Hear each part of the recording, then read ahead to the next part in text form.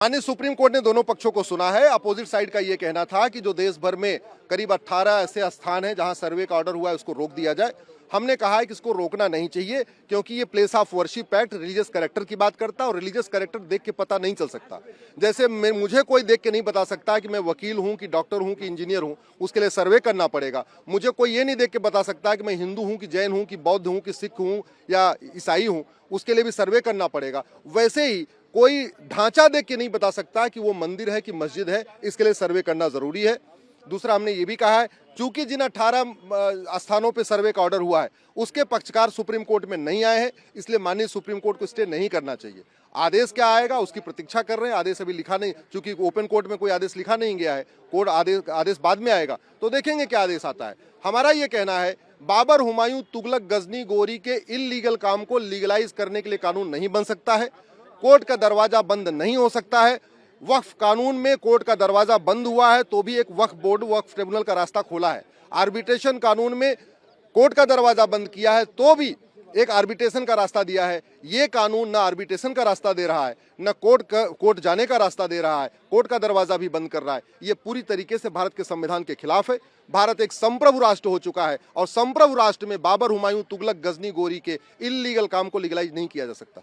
मैं समझता हूँ पिछले कई सालों में टेम्परेरीली सही, यानी कि कुछ समय के लिए ही सही, संविधान की गरिमा को, जो संविधान चाहता है देश की सुप्रीम कोर्ट से, उसको रखा है।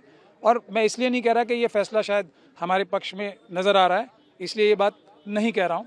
हमारे पक्ष में ये इसलिए नज़र आ रहा है कि गैरकानूनी तरीके से हर मस्जिद को, हज़ारों मस्जिदों को मंदिर बताने की कोशिश हो रही थी, तो इसलिए थोड़ा बहुत हमारे पक्ष में नज़र आ रहा है। लेकिन कोर्ट ने जो रीज़न दिया है इसका, वो ये दिया है कि जब एक किसी इशू के बारे में आप स्वयं ही चैलेंज कर रहे हो कि ये इशू जो है इस पे सुप्रीम कोर्ट डिसाइड करे, तो निचली अदालतें उस इशू पे कैसे डिसीजन कोई दे सकती हैं। तो इस वजह से जब तक सुप्रीम कोर्ट में ये डिसीजन नहीं होता, हमें नीचे के सारे काम, सर्वे का काम, जो इंटरिम ऑर्डर्स भी पास नहीं करेगा कोई, और नया कोई केस भी डाल नहीं पाएगा जब तक ये फैसला नहीं हो जाता। अब नया केस डालने से रोक के बारे में भी मेरे ख्याल से क्लैरिफिकेशन मुझे करना चाहिए, और वो क्लैरिफिकेशन ये है कि प्लेसेस ऑफ वर्शिप एक्ट ये मना ही करता है पूरी तरीके से कि कोई भी किसी केस में भी इन केसेस में अदालत में जा ही नहीं सकता, कोई कोर्ट ऑर्डर पास नहीं करेगा।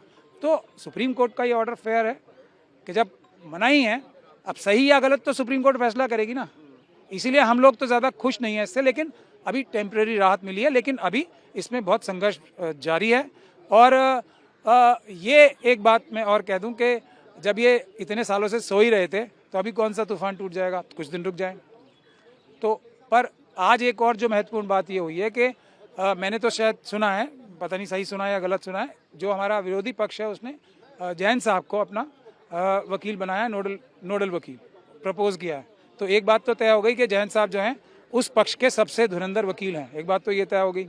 दूसरी बात ये तय हो गई, जो मैंने अगर सुना है, सही सुना है, तो तुषार मेहता साहब ने भी उनका नाम प्रपोज किया था। तो ये दोनों इंटरेस्टिंग चीज़ें भी हुई हैं आज। प्लेसेज ऑफ वर्शिप एक्ट में जो हिंदू पक्ष का भी पिटीशन था, जो सेक्शन 3 और 4 है, उसको ultra vires of the constitution declare किया जाए, जबकि मुस्लिम पक्ष का पिटीशन था कि प्लेसेज ऑफ वर्शिप एक्ट के सेक्शन 3 और 4 को इम्प्लीमेंट किया जाए। आज माननीय सर्वोच्च न्यायालय में दोनों पक्ष की दलीलें आई। माननीय सर्वोच्च न्यायालय ने आज के अपने आदेश में कहा है कि इस सारे मामले की सुनवाई अगली तारीख पर होगी, लेकिन उन्होंने एक आज आदेश पारित किया कि नए सूट रजिस्टर नहीं किए जाएंगे जहां प्लेसेज ऑफ वर्शिप एक्ट का मामला इन्वॉल्व होता हो। दूसरा, उन्होंने यह भी कहा कि जो सूट रजिस्टर हो गया है वो सूट तो चलेगी, लेकिन जब तक ये मामला सुप्रीम कोर्ट में पेंडिंग है, कोई इंटरिम ऑर्डर, कोई अदालत जहां ये सूट पेंडिंग है, जो मुस्लिम पक्ष ने कहा 18 सूट टोटल पेंडिंग है, उसमें कोई इंटरिम ऑर्डर पास नहीं किया जाएगा जब तक section places of worship act का मामला इस कोर्ट में विचाराधीन है। सर, सर्वे को भी लेकर सुप्रीम कोर्ट ने कुछ कहा है क्या? सर्वे का भी कहा है कि कोई सर्वे का ऑर्डर अभी जब तक ये मैटर पेंडिंग है यहाँ कोई अदालत पास नहीं करेगी।